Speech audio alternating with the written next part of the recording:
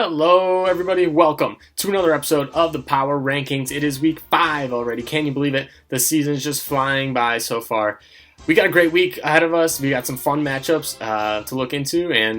But before that, I'm going to give you those rankings that I know you guys can't wait to see. It's the Ocho. Let's go. Number 12. Team Never Lucky.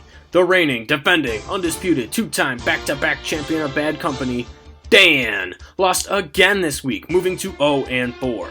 He's now the only winless team left in the league.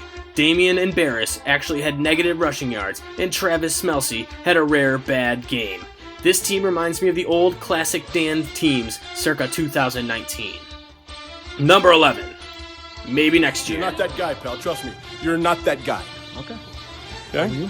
Absolutely. Lance's team lost again this week and is clearly not that guy. CD Lamb was almost non-existent in the Cowboys offense, and recent trade acquisition Logan Thomas got hurt early, making many around the league believe Hunter hid this information before making the deal. Things are starting to look grim. There's always next year. Number 10. King of the Hill V2. Luke's team continued its up and down start to the season, losing to Brad's team. Miles out of Gaskin was a complete no-show for this team, scoring just 0.3 points. Also, an inside source is reporting that team captain Tyreek Hill is requesting a trade after he scored nearly 50 points himself and the team still lost. Mr. 500 needs to get control of this team fast. Number 9. I am 2-2. You are 1-3 after finally getting your first win of the season. For real this time. Scary Terry McLaurin had another big game, scoring 2 touchdowns, and Dak Prescott added 4 touchdowns as well to lead the way. Now let's keep an eye on Luke's team, make sure he doesn't score 25 points added late, and you lose again. Number 8. Dave Thomas, founder of Wendy's. Hunter's team lost again this week, falling to 1-3. Dalvin Cook and Cooper Kupp of Decaf didn't have their usual game, and Hunter finally dropped 1 Brown, but unfortunately for him, Antonio dropped even more. This is a frozen, never fresh team, not what Dave Thomas would stand for. Number 7. Beans Pride Parade. Beans' team lost again, and it seems that hot start was just a mirage. After putting up the most points in the league each of the first 2 weeks, Beans has now gone back-to-back, putting up the fewest points in the league. Chuba Huba woulda, shoulda, coulda scored more points, but was certainly no McCaffrey out there.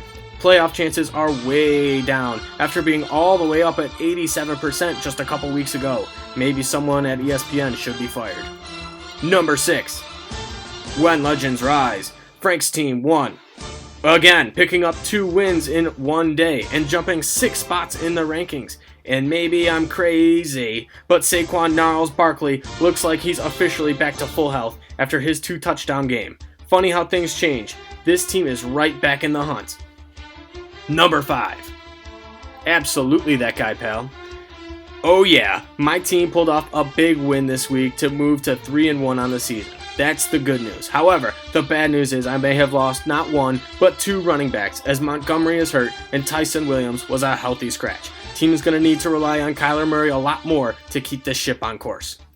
Number 4. Quantum Cheeseburger. Is this real life? Jerry's team somehow, someway won again this week, moving to 3-1. I don't think Jerry has ever been 2 games above 500 in the history of our league.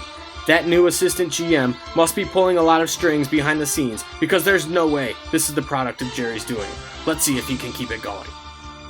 Number 3. Poppy's Prize Possession. Brophy was talking the talk this week, but he could not walk the walk as he lost his first game of the year to Harambe. Poppy had his team in fine tune for the primetime game, except Kirk Cousins and Adam Thielen forgot how to play football.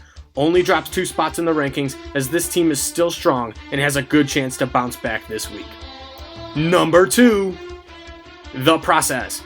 The Process picked up another win against his best friend Dan to move to 3-1. Deebo Samuel continued his hot start to the year with his 2 touchdowns against Seattle, and Jalen Hurts so good added 30 points as well. After 4 weeks, I think it's safe to say Ryan's team is a clear championship threat. Should be an easy week this week too. And number 1, mid-season Harambe.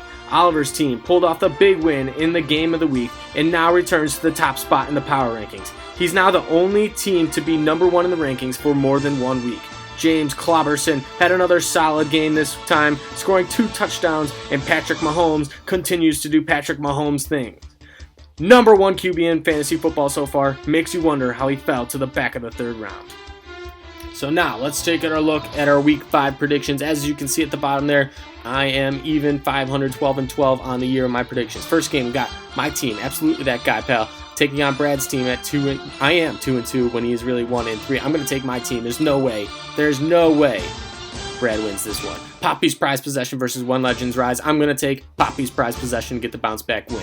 Then we've got King of the Hill V2 versus Dave Thomas, founder of Wendy's. I'm taking Luke's team. I think Hunter's team is frozen and never fresh. I think Luke's got the better team here. And in our next matchup, we got The Process taking on Beans Pride Parade, and this is the easiest matchup in the week, I think. I'm going to take The Process by about 80 in this one. I mean, Beans Pride Parade is going backwards, and The Process keeps on rolling. Next matchup, we've got Maybe Next Year versus Team Never Lucky in the Dumpster Fire matchup of the week. And you know we're going to take Maybe Next Year. You cannot take Team Never Lucky. He can't win a game to save his life. And in the game of the week, we've got Quantum Cheeseburger taking on Midseason Harambe, a pair of 3-1 teams going head-to-head. And in the game of the week, I'm going to take Oliver's wise advice, and you can never take Quantum Cheeseburger. Never take Jerry in a primetime game. That's why I'm going to roll with Midseason Harambe to move to 4-1. And that's all I've got for you, folks. Thanks for watching. Don't forget to tune into the Lonely Heart Sports Podcast to get Jerry's inside take on everything Bad Company.